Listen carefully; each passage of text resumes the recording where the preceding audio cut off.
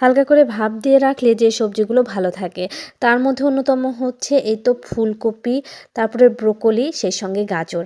গাজর যদিও একদম চিকন চিকন করে কাটলে সেগুলো ভাপ দেওয়ার প্রয়োজন হয় না, কিন্তু এরকম করে কিউব করে কাটলে কিন্তু সেগুলো অবশ্যই ভাপ দিয়েই ফ্রোজেন করতে হবে, এতে করে দীর্ঘদিন ভালো থাকবে।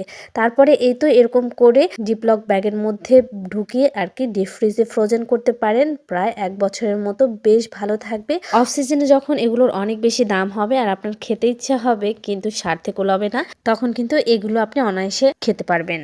হালকা করে ভাপ দিয়ে রাখলে যে সবজিগুলো ভালো থাকে তার মধ্যে অন্যতম হচ্ছে এই তো ফুলকপি, তারপরে ব্রোকলি, সেই সঙ্গে গাজর।